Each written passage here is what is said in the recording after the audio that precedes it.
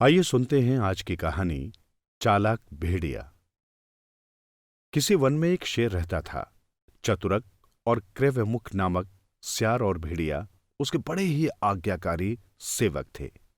एक दिन शेर ने ऊंटनी का शिकार किया। दुर्भाग्यवश वो ऊंटनी गर्भवती थी। पेट फटते ही उसका बच्चा बाहर निकल आया। बच्चे को देखकर शेर का दिल भर आया। उसके मन में ऊंटनी के बच्चे के प्रति इतना स्नेह उत्पन्न हुआ कि वो उसे अपने घर ले आया और उसका नाम शंकुकरण रख उसका पालन पोषण करने लगा।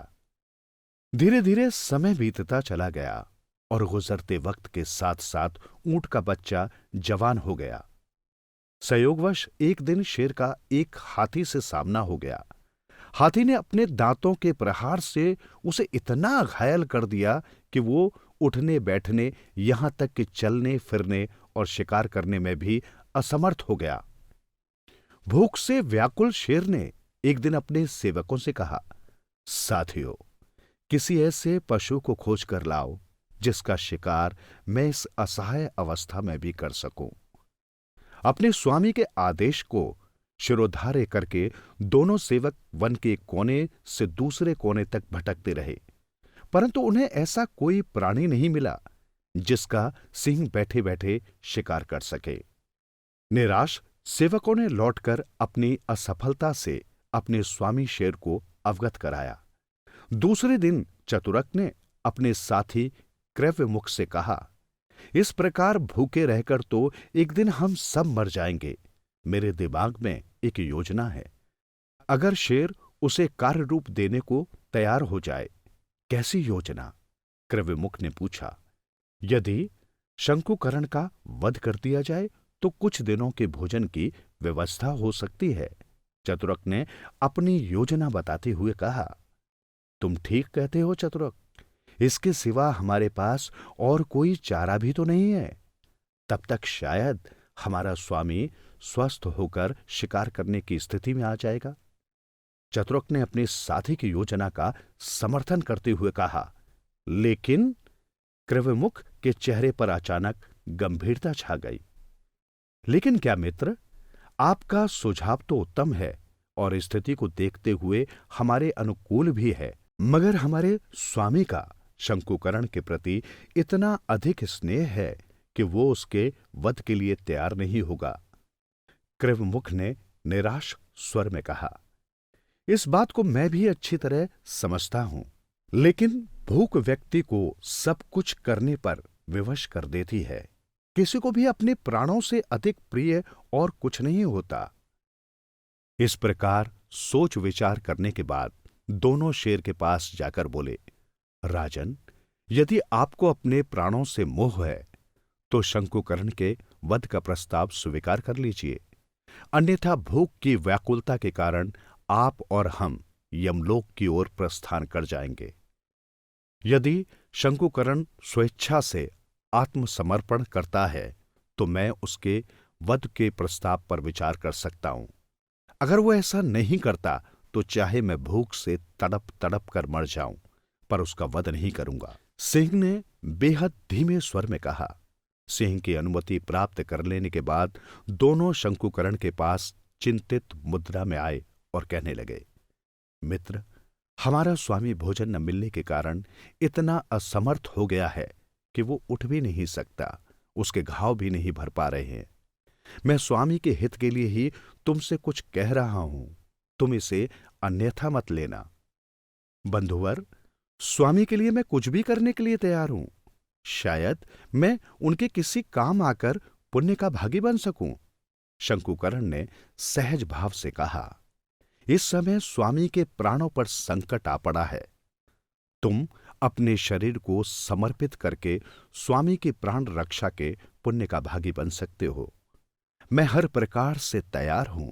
शंकुकरण ने अपनी स्वीकृति दी। उसकी स्वीकृति पाते ही दोनों शंकुकरण को शेर के पास ले गए। सिंह के पास पहुंचकर शंकुकरण ने निवेदन किया, स्वामी, मैं अपने धर्म का पालन करने के लिए अपना शरीर सहर्ष आपको समर्पित करता हूं। यह जीवन आप ही का तो दिया हुआ है। अब आप मेरे इस नश्वर शरीर से अपने और अपने सेवकों के प्राणों की रक्षा करें। सिंह की स्वीकृति मिलते ही दोनों ने उस ऊंट को फाड़ डाला। शंकुकर्ण के वध के बाद सिंह ने चतुरक से कहा, मैं नदी में स्नान करके आता हूं, तब तक तुम इस मांस की सावधानी से देखभाल करना। सिंह के जाते ही चतुरक सोचने लगा कि कोई ऐसी युक्ति निकाली जाए जिससे सारे मांस पर मेरा ही अधिकार हो जाए। कुछ देर सोचने के बाद अपने साथी कृवमुख को बुलाकर बोला, मित्र, आप बहुत ही ज्यादा भूख से पीड़ित नजर आते हो, इसलिए जब तक सिंह नहीं लौटता तब तक इस बढ़िया मांस को खाने का आनंद प्राप्त कर लो। स्वामी के आने पर मैं उनसे निपट लूंगा। कृवमुख भूख से व्याकुल तो था ही, अतः उसने जैसे ही खाने के लिए मुंह खोला, चतुरक ने उसे स्वामी के आने की सूचना दी और भागकर कहीं छिप जाने के लिए कहा। कृवमुख भयभीत होकर भाग गया और पास ही झाड़ियों में जा छिपा। सिंह ने वहां आते ही मांस को देखा और घायल होने के बावजूद तेज स्वर में दहाड़ते हुए बोला, किसने मेरे भोजन को झूठा किया है? दहाड़ सुनकर कृवमुख भय से कांपने लगा, परंतु चतुरक ने कहा, मित्र, मैंने पहले ही तुमसे कहा था कि स्वामी स्नान करने गए हैं, उनके खाने को झूठा मत करो, लेकिन तुम अपनी भूख पर संयम नहीं रख सके। अब इसका परिणाम भुगतो। चतुरक के वचन सुनकर कृवमुख अपने प्राण संकट में देख वहां से भाग खड़ा हुआ। सिंह जैसे ही भोजन करने बैठा कि उसने एक भारी घंटे की आवाज सुनी।